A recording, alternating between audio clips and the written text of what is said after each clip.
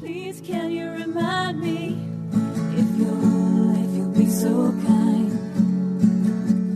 staring out into space, asking God to hear my case, trying to think of all things past. How long will my memory last? The purple angel, the purple angel, the purple angel, you're next to me. Well, hi, and everyone. Welcome to Alzheimer Speaks Radio. I am your host, Lori LeBay, and my guest today is Norrms Mc Namara. I'm going to do our standard introductions before I go into a thorough introduction with Norrms, but you know, we're going to have a powerful conversation. We always do. He is one of the leading advocates around the world and is just doing phenomenal work. So I can't wait to tell you more about him. For those that are new to Alzheimer Speaks, bottom line, we are an advocacy-based group and a media platform out there to shift dementia care from crisis to comfort around the world. So if you haven't subscribed, please do that today. We do these shows frequently, usually a couple of times a week, and we interview people at all levels and all size businesses and individuals as well. It's about raising everyone's voice. We say that we're not about sound bites, but sound information for people living with dementia, their families, and professionals as well. And I get that. My mom lived with dementia for 30 years, and so did our family. And I get the isolation, the fear, the exhaustion, but I've also seen the beautiful side and the life lessons taught by this disease, the joy, the purpose, the passion, the connection with wonderful, wonderful people that you will meet on this journey. I always like to give a shout out to the Memory Cafe directory. You can find memory cafes in the U.S., and Dave is now starting to put together memory cafe directories around the world in other countries. So just go to memorycafedirectory.com. Those are for people living with dementia as well as their care partners, and they just have a blast. They're very meaningful peer support groups that are fabulous. I also want to give a shout out to Stall Catchers. They are doing marvelous work. Stall Catchers is a game that has been developed to actually analyze real Alzheimer's data. So you can help out researchers by going to stallcatchers.com. And then Alzheimer's Disease International, a lot of people aren't familiar with them. They do wonderful work, and every September they put out a World Alzheimer's Report, which is available to us now. So just check out Alzheimer's Disease International. And then I have to give a big shout out and thank you to artists. I've been to several of their communities in New Jersey and Illinois. I'll be going out to Massachusetts here this next month, and they have just been wonderful. I love their organization, what they are providing people living with dementia and their families in the communities. I'll also be in Alabama, November 20th and 23rd, so I'd love to see you there. So with no further ado, let me introduce Norrms. And I could talk all day to do an introduction for Norrms because he has done so much for so many. Norrms has been living with dementia since the age of 50, and he has not let that stop him one little bit. He has found new purpose and passion, and if someone tells him no, he says go. I'm going to go for it, and he continues on his mission and his belief and passion of bringing people together, with this disease. Some of you may have heard about the Purple Angel Project, and which is fabulous, started by Norrms living with dementia, and which is a symbol of a globe and a purple angel. And it has gone, I don't even know how many countries it's in, to be honest, because it just keeps spreading and spreading and spreading. What it does, it empowers people to say they're connected with all dementias. They are dementia aware. They don't have all the answers. None of us do, but it gets the conversation started. And it's just a beautiful, beautiful thing. And that started, I want to say was that 2012? And then in 2013, he started adding international ambassadors, and he started with 50. And I was lucky enough to be picked as one of them, but there are many, many more than 50 at this point, spreading the word and working together. And, the Purple Angel is something that doesn't cost people anything, just time and energy, and people want to be drawn together. So he is really in the forefront of pulling people together around the world for dementia. He's very involved with dementia-friendly communities and businesses and various products. You also may have heard of World Rocks Against Dementia. He has worked very hard on that project as well with Wayne Metzger. Norrms is also an author. If you followed him on Facebook, his writings get you to laugh and they'll get you to cry. And they're very moving. They're very honest. I mean, he tells it like it is, because that's the only way that we are going to be able to really support people if we don't have these honest conversations. So his new book is called 50 Plus Shades of Dementia. Dementia poems written by someone living with dementia. He's also written the book Lewy Body Soldier, and I think a few others out there, but those are the ones that I'll mention for right now. So welcome, Norrms. How are you today? I'm well, thank you very much, Laurie. How are you? I am doing wonderful. I thought before we start diving into the book, I wanted to read just one of your poems that I just think sets it up. And it's the first poem in your new book, and it's called In Case I Forget. Yeah. In case I forget when glancing at you, the one who makes me complete, dementia may have won my mind, but my heart will never defeat. In case I forget the children we've raised, or the hundreds of stories I've told, shed not a tear, for blessed we are, for who forget one day we are old. In case I forget to tell you how much you're cherished and treasured each day, my best friend beside me to brighten the path and carry me all of the way. I may greet you someday with questioning eyes as a stranger with whom I've just met. Still, I love you, my darling, with all my heart. Please remember in case I forget. That is just like, whoa, it's just so moving. But I think it's so important for people to know the deep connections.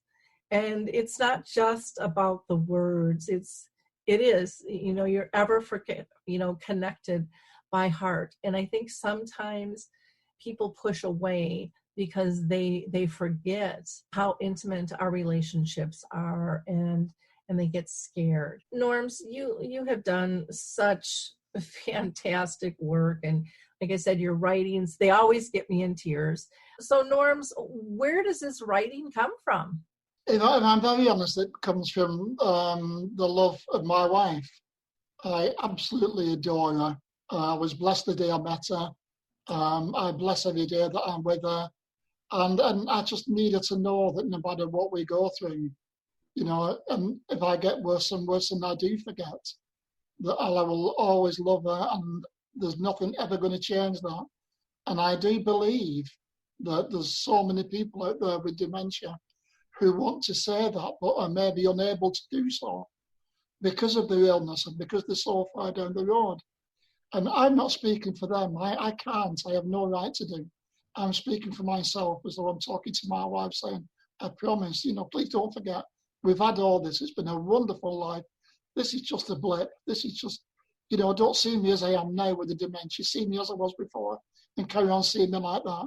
But I do believe there's lots of people out there with dementia who feel like that, who may not be able to put it across in words. See, you've nearly got me going.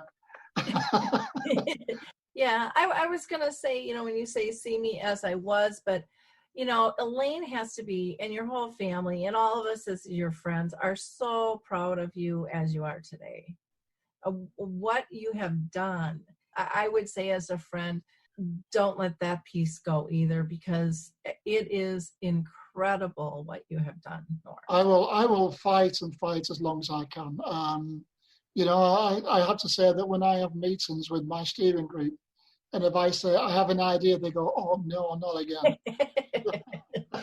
Well, yeah, because your ideas, they're not these itty bitty little things. They blossom and they grow. And you, like I said, you just have this way of including people and making it feel safe and empowering people. I mean, the conversation has grown so much because you've given them a platform and you've given them the tool with the Purple Angel to get out there and feel like everybody has that power of one. And I think, I do that when I speak too. I think it's so important to light that flame under people and just to say, hey, if I can do it, you can do it too, That's actually one of my favorite sayings. I've always said, if I can do it, believe me, you can, because this is not what I do normally.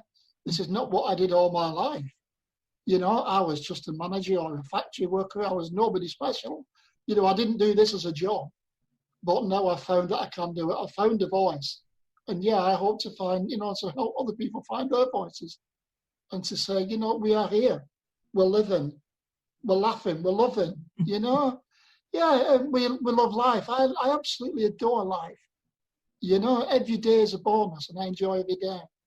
Every day there's something different. Every day something different happens and makes me laugh. My children make me laugh.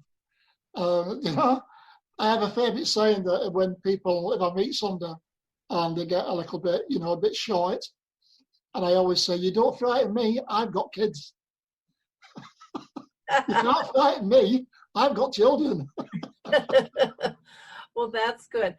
Norms, we were talking before we went live, and I said, I was picking out that poem, and the book is pretty fresh and hot off the press, and you've already had somebody call and ask permission to use it. If you wouldn't mind sharing that story a little bit.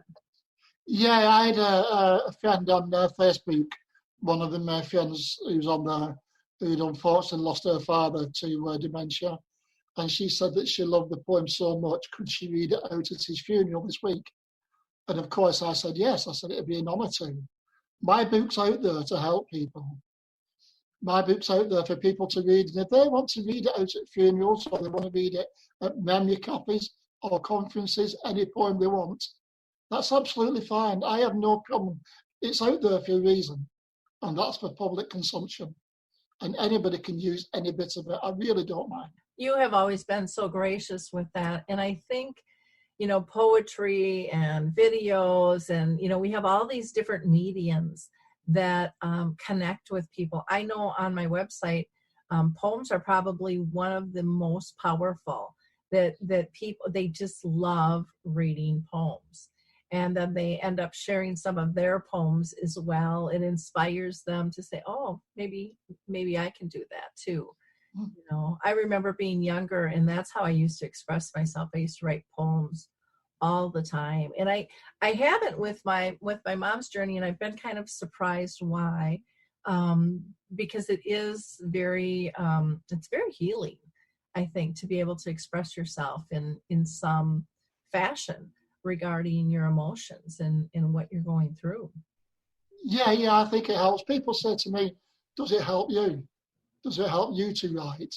And I say, yes. I mean, I can read the poems out, I can write the books, and I can write the blogs on Facebook or wherever I write them. But I'm not that good at verbally saying them. I can sit there for hours and watch the TV and maybe not speak. And, and especially in the evening when I suffer from sundowning, I'm not really that good at portraying that kind of emotion. But yet I seem to be able to within poems and the books. So it's almost helping me as well, unloading some of those emotions from me, and to help other people. That's wonderful. What are some of your favorite poems in the book? Do you know any of the titles offhand, or? Well, I can have a look. Yeah. Put it up. Can you put it up so people can see the whole thing there? Okay, great. I do have a few. I must admit, I do have a few. One of them is just called the Kerhorn Bell. A Kerhorn is similar to what obviously you have in, you call it a rest home in the States. And sometimes people aren't as interactive as they should be with people. So this is a person who sat there ringing the bell, asking for help, and they're not coming as quickly as they'd like to. But that's not to say that caregivers don't work hard. They work very, very hard. We all know they do. Right, but this is called the care home bell. And it says, why do you not hear it when I ring my bell? Why do I ring it several times? Please do come and tell. I may be old and frail, my hearing not so good, but you are so much stronger, with youth rushing through your blood. When I lived at home, if the doorbell went, I always answered it with a smile, no matter who they sent. And when I want the bathroom, it's my bell that you don't hear. To have an awful accident is my biggest fear. Or when I'm really thirsty, my mouth is so dry. Why do you not hear my bell? It makes me want to cry. Why don't you sit where I sit, if only for a day? Then I can ignore you when I pass your way. A smile, a nod, a wink, or the question, how are you, would really cheer me up, and I'm sure it would you too. So you see, I may be old and frail, and my dementia makes me wander, but it doesn't mean that I don't eat or drink, or dream past us yonder. Sometimes I feel so lonely, sometimes I feel so down. I'd really feel much better when you come around. So when you hear my bell ringing in your ears, come and ask what's up and allay all my fears. That's beautiful, Norms. Now with that one, I think it's really important because it really teaches staff how somebody feels. Yeah. This is the reason why it wasn't me having a go at anybody. It wasn't me saying the staff aren't doing the job. The staff, caregivers, and the care workers over here in the UK and across the world are absolutely wonderful. They are angels that walk the earth. I'll just make that quite clear. This is just so how sometimes somebody feels. Even though somebody might go to them every 10 minutes, they still feel that lonely inside. So it was just to say, don't just walk straight past. Give me a smile, give me a wave, give me a wink, cheeky wink. You know, just to say hi. And that's all it is. That's all it is. Well, I think that's so important, and one of the things when I'm training and things like that, I have a thing called the hybrid, and then I can say car e-giver. And the hybrid car e-giver, the car stands for conscious awakening of relationships.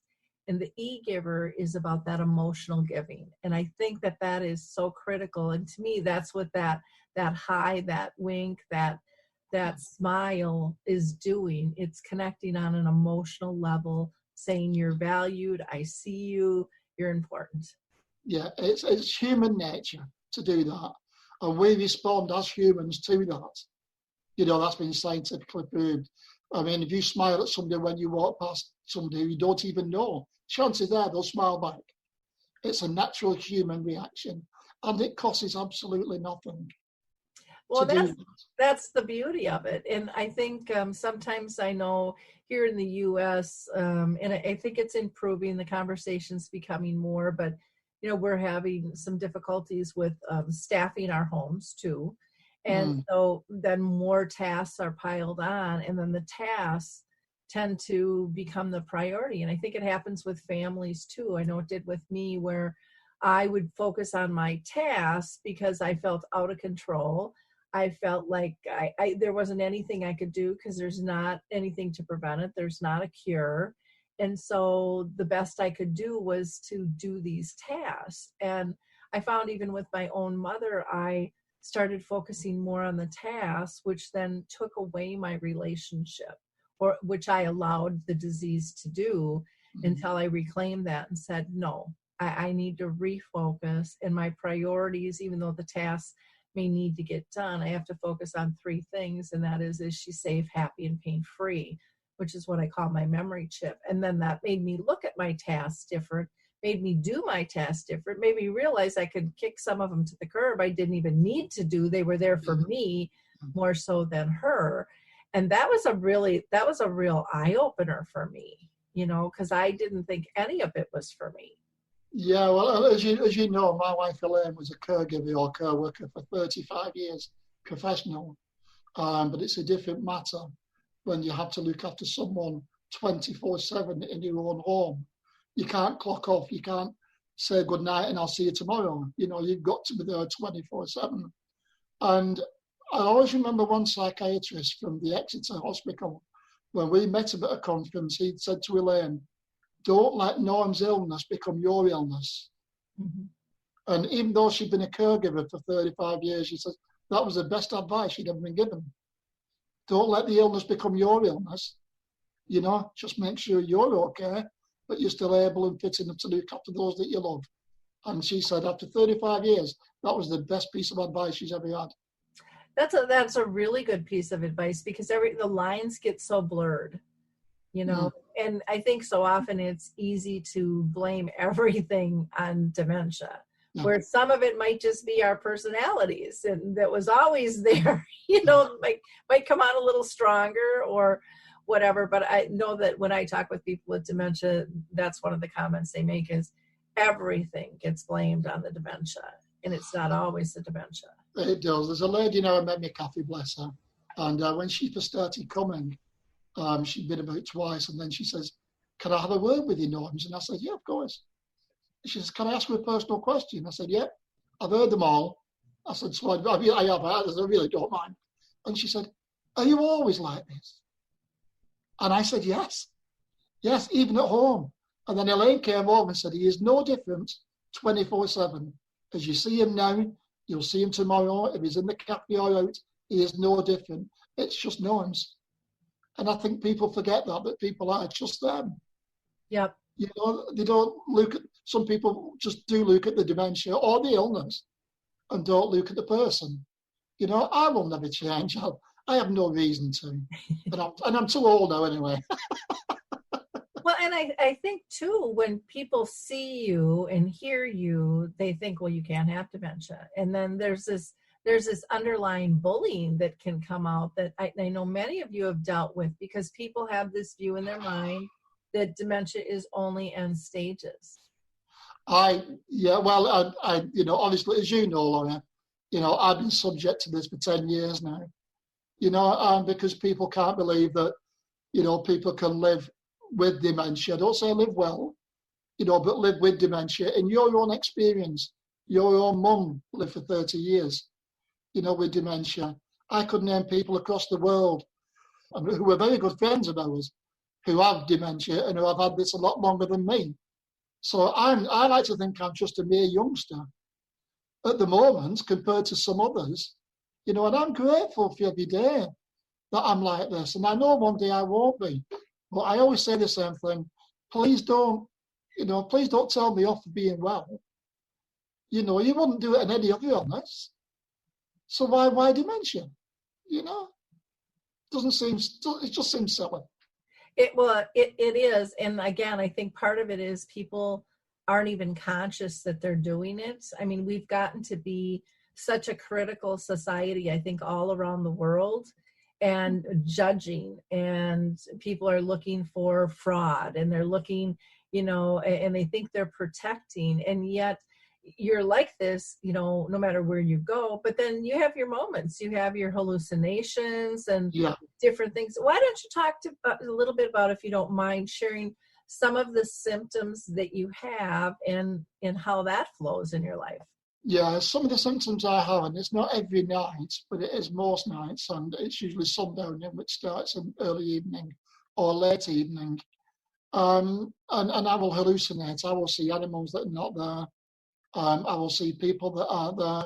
I had a particularly bad night the other night where I woke up screaming, shouting, and then from then, when I actually got up, I could still see the people in the room, and I could still see people trying to attack my family, which wasn't there, but I could see them.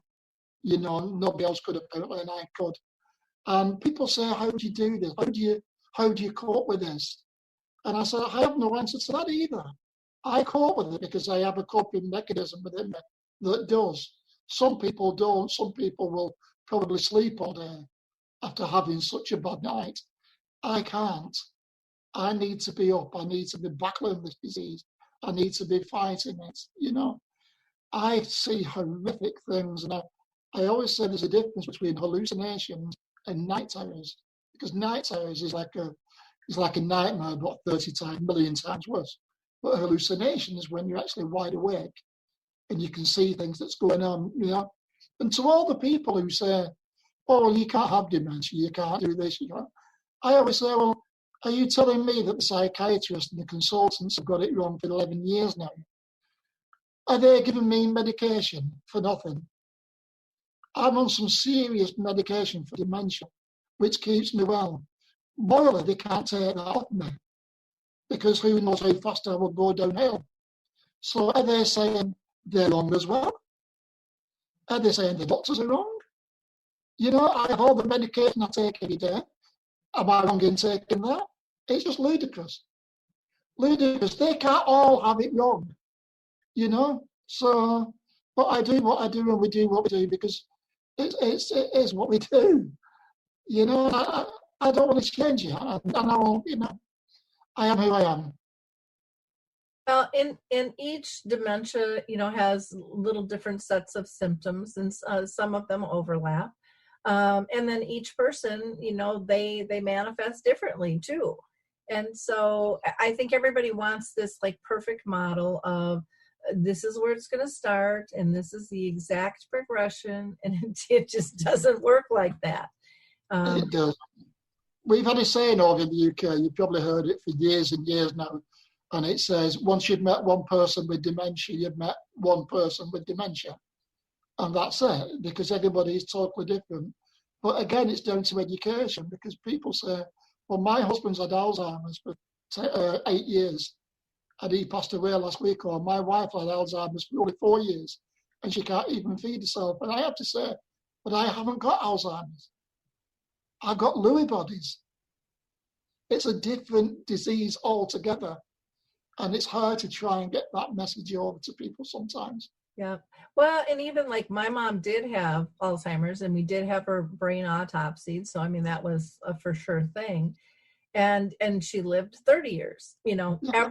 everybody's a little bit different. And even when the neurologist met with me to review the report, he said, and he's very experienced. He's been doing this forever. And he said, oh my gosh, I've never seen a brain that atrophied. And then he apologized and said, oh, I'm so sorry, I shouldn't have said that. And then he took a breath and he said, but that's what we should expect. If someone had lived with the disease that long, her brain had shrunk. And there were also signs they saw of Parkinson's and of Lewy body. And we really didn't see, we saw a little bit of tremor, but nothing significant. But then, you know, she lost her mobility, and so then you don't see as much either, of course, you know, with that. Yeah. And she had a period where she really, I mean, had body tremors, and they thought it was the beginning of the end. And he, you know, called me in to redo all the end of life paperwork and wishes and all of that stuff. And that lasted for about 3 days, and then she was fine. She lived like 3-4 more years. You know? Yeah, and I think it's so important that you mentioned that, Lawyer, because I think it's so important that people do that. They have that awkward conversation. They sit up till midnight or further with a big box of handkerchiefs, and they shed lots of tears. But they've got to sort that out while they can. They've got to sort out the end of life. They've got to sort out, you know, what people want at the funerals and things like that. Because I think my wife's looked after me for so long now. How could I be so selfish to think, oh, well, she'll sort it, it doesn't matter. I don't want her thinking, oh, did I do the right thing? Did he want that? Is that what he would have wanted? But we've sorted all that. We did that early days. And I know now that when I go to my grave, it'll be exactly as I wanted, which will give Elaine and the family peace of mind. So it's so important you mentioned that, Laura. Yeah, and it was tough. I mean, you know, my mom had been battling this disease for quite a while, and she was kind of laying in her big Jerry wheelchair while the nurse and I were sitting on her bed kind of reviewing everything again. And then the nurse left, and my mom was sleeping. And, you know, my mom and I and the family had many, many conversations. And I knew, you know, the do not resuscitate was exactly what she wanted. And I mean, I knew all of that stuff. But I remember saying to my mom, and I was crying, I'm like, is this what you want? In that moment, I just needed to know. And out of a dead sleep, and she hadn't spoken for a while, she turned to me and she goes, yep. And then she went right back to sleep again. And she got me laughing. But she gave me that gift of just, yes, Lori, yes. Don't question it. Exactly. It's so important. And it's so important for the family, like yourself and your family. And this is what we try to reiterate with the Purple Angel, When I was first diagnosed all those years ago, I lost 75% of my friends because 10, 11 years ago, dementia was a taboo. It still is. Well, it's a taboo. So I just got a message from Elaine. It's all right. And it still is. But, I lost 75% of my friends when I was first diagnosed. Funnily enough, now I have more friends now than I ever had. And, especially across the world, and they know exactly who I am and what I've got. So it's a little bit ironic, really, to think that, the people you thought were friends walk away. But the people who really are your friends or really want to get to know you don't care if you've got dementia or not. Well, and I'm a firm believer when somebody walks out of your life, there will be a replacement that will be even a better match. And sometimes that's really hard to believe, but I know I've had that happen in my life many times, through different transitions and choices that I've made and things. But each time it's improved my life. Yeah. Even though it's hard to say goodbye, what's that saying that, there's a season for people in your life, and, it's kind of like that season change. Now you have another poem I would like to read if you don't mind. It's called, it's Christmas time. And I thought this would be a good one just because the holidays are coming upon us. It's Christmas time again. God bless you one and all. We got through this year and together we stood tall. We faced all our troubles and we faced all our fears, getting through the bad times, drying all the tears, laughing through the good times, helping here and there, showing all our courage, proving that we care. So what of the future? What will next year bring? What tune will we be whistling? So together we can sing about our hopes and dreams and how we all succeed in beating the dementia demon. We will sow the seed for others that will follow. So no more sickness reigns and dementia demons will never call again. I loved the Christmas poem because you bring through the triumphs, the hard times, and you show the joy. And I think sometimes with the holidays, people are always wondering, what about next year? What is that? I mean, it is kind of a trigger point for people. What made you decide to write that poem? Because I write poems at different times of year, and I write them usually at that time of year, so that I wrote that poem probably sometime last year and saved it until the book came out. And I think it's important that people remember that even though no matter what you've been through in the year, there is always a year ahead, because nobody knows what the future holds. I never thought for 1 minute when I was diagnosed that I would live this long. We never ever know what the future holds. So yeah, it's been tough, and yeah, it probably get tougher. But, the good times really do outweigh the bad times most. Well, and I think part of it is, what do you choose to focus on? You have a choice. We each one of us has a choice to focus on what's important to us. And one of the things my mom's journey taught me, and I firmly believe this, but through my journey with her, I've come to realize that we only remember 3 things. We remember the tears, the fears, and the joy. And the tears are for the things that we feel we've lost, and we grieve. And there's a lot of ambiguous loss for care partners and for the person with dementia. Mm-hmm. And I think sometimes care partners forget that the person with dementia is also feeling these losses too. And yet, for me to kind of get myself out of that spinning drain that's kind of sucking me down the black hole when I'm really grieving, I always have to put in perspective that I couldn't have great loss without great love. Yeah. And then that kind of lifts me back up and go, how lucky am I Yeah. How lucky am I in the That's first very, place? very true. And the fears I have found are for all the things that we worry about, we try to control. And one of the, I think, beautiful gifts about dementia is teaching us to be spontaneous, teaching us to let go of that of which we can't control. Otherwise, we're gonna spend a lot of time worrying about things that we can't do anything about. And all we're doing is planning and planning. And when we're either worrying about the past and the grief and the loss, or we're worrying about the future and what's to come, then we miss the only place we can identify joy or create it, and that's in the current moment. So I think it's so important for people to consciously be aware of where do they want to spend their time.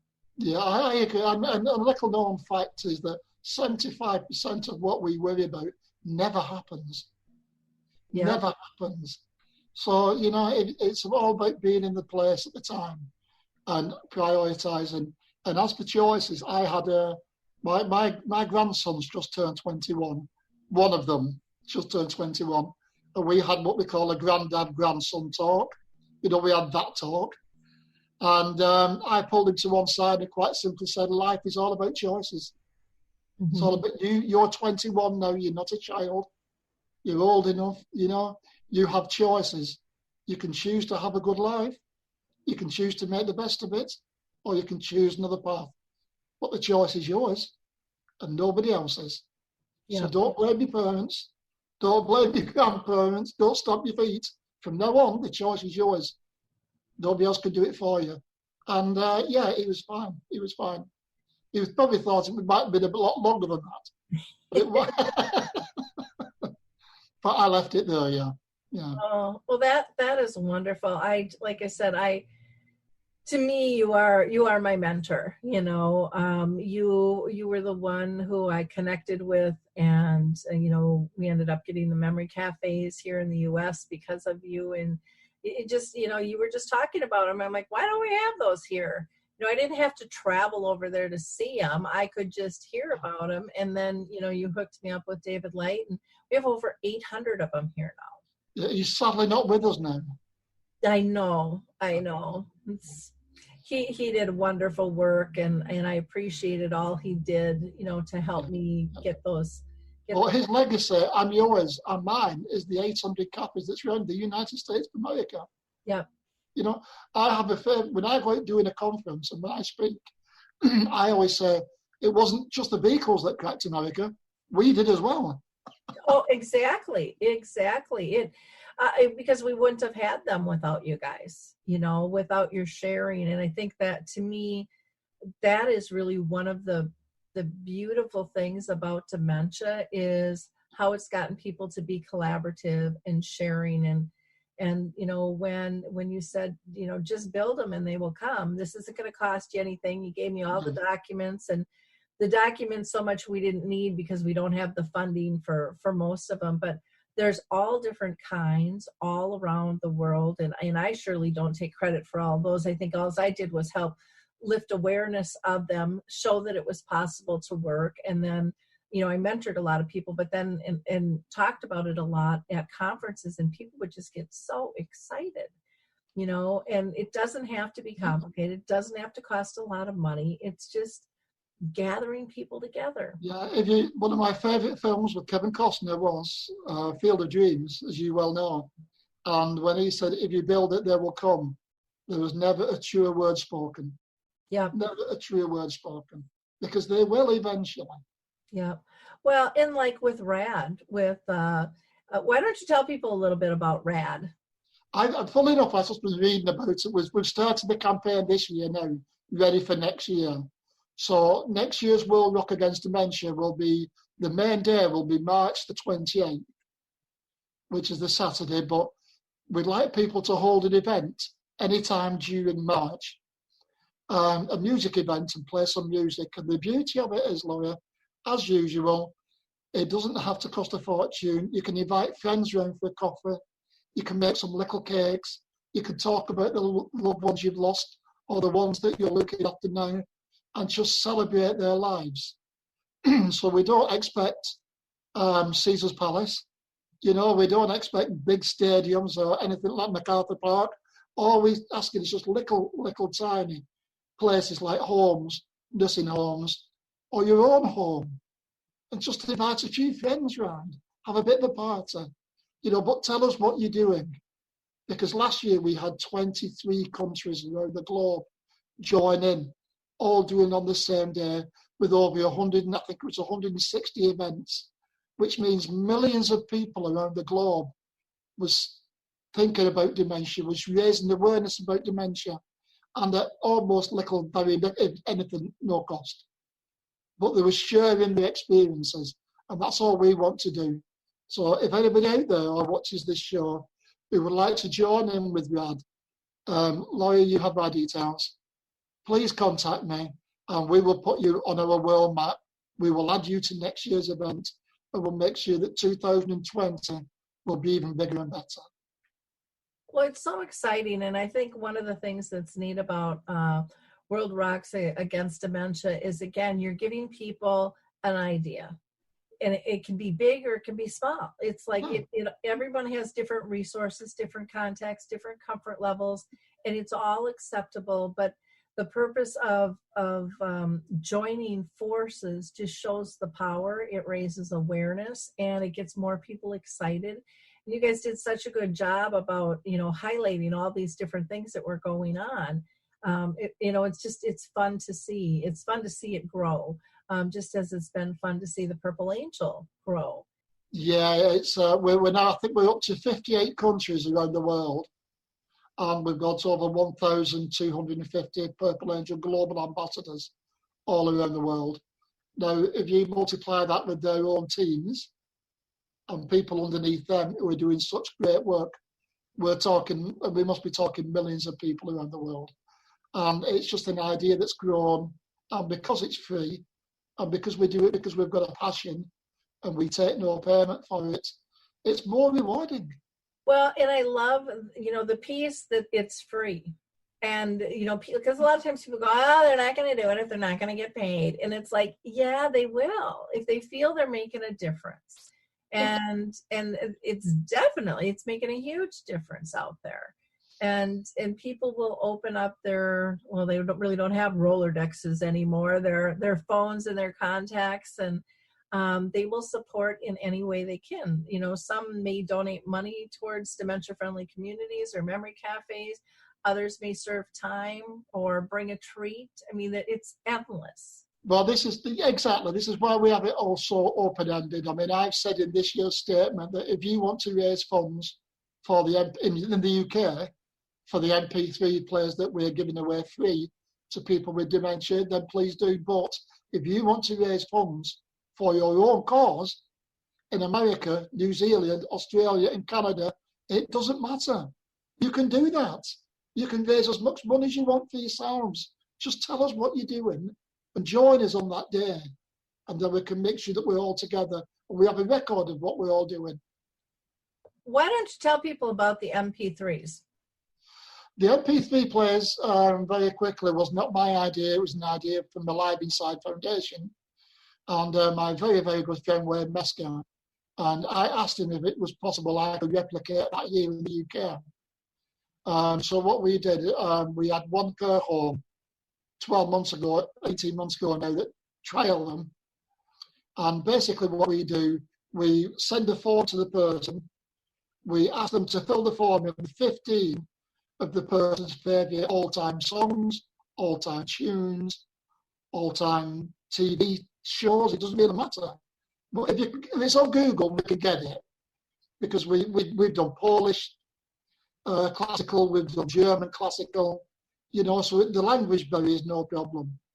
We will upload these 50 songs with artists onto the MP3, and then we will send out in the UK, we will send them out free. With headphones, absolutely free. And all we say is, if you'd like to make a donation, or if you'd like to do some fundraising for us, then please do. Wayne Mesker does the same thing in America. Our insurance won't let us do it across the world. It's just British insurance. I wish we could, but other countries can do it themselves. Again, this is something they can take up. They can do. We've got the evidence to show it works. we've got years now of evidence showing how well it really, really does work. And we've seen people transform from sitting there doing nothing to get up dancing and singing. It's the most wonderful thing to say. And that can happen in anybody's country. And they just copy what we do because we don't mind. Copy away. We don't mind. Well, and one of the things too is, you're not just care homes. I mean, you've gotten these now in ambulance, which makes a ton of difference. Yeah. I would imagine. We're really excited about that. Yeah, especially here in my hometown in Torbay. We were the first one in the UK to do it. And we have now, I think, 25 ambulances who have the MP3s. And when people are being taken to hospital who are distressed with dementia, who are frightened of going in, wants to listen to the music, it calms them down, it puts them into a better place. But we've also found that also works with people with autism, it's with people with learning disabilities, it works with people with any kind of cognitive problems. It works for them. And we are doing trials now. You've heard it here first, Lawyer. We are doing trials now at the hospital on the ward which deals with stroke patients.